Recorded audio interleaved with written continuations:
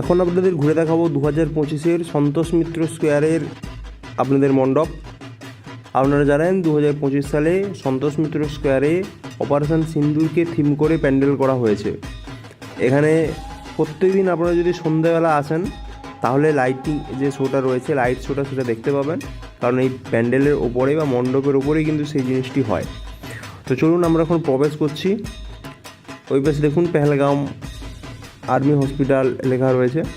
আমাদের এই একটা গুহার মতো করা হয়েছে, এটা দিয়ে এন্ট্রি, এবং বাম দিকে যে এটা রয়েছে গুহার মতো খোপটা রয়েছে ওটা দিয়ে এক্সিট। এবার খুব বৃষ্টি হয়েছিল, সেজন্য এই কার্পেটগুলোকে এখানে বিছিয়ে দেওয়া হয়েছিল। এবার এখন রোদ বেরিয়েছে, সেজন্য এই কার্পেটগুলোকে আবার গুটিয়ে নেওয়া হচ্ছে।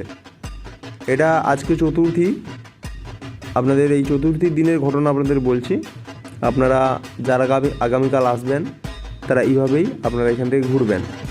তো এই মতো একটা গুহা টাইপের করা হয়েছে এখানে দেখুন। এই গুহার ভেতর ঢুকে গেলে আপনারা বিভিন্ন ধরনের যে মূর্তি, দেবদেবীর মূর্তি, হিন্দু দেবদেবীর মূর্তি সব কিন্তু এখানে দেখতে পাবেন।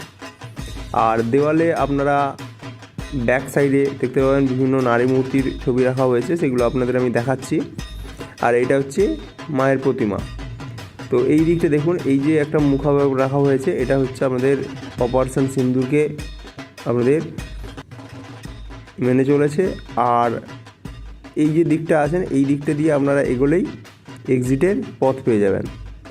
আর এটা কিন্তু খুবই ফেমাস, এবং যেহেতু বর্তমান ঘটনা মানুষের মনে এখন রয়েছে, সেটার উপর বেস করে এটা হয়েছে, তাই এক্ষেত্রে আপনারা অবশ্যই আসবেন। এখানে লাইন দেওয়ার কিছু নেই, তবে যেহেতু স্পেসটা অনেকটাই বেশি, ধীরে সুস্থে আপনারা এটা দেখে নিতে পারবেন। আর এর ভেতরে কিন্তু এসি রয়েছে, ফুল এসি।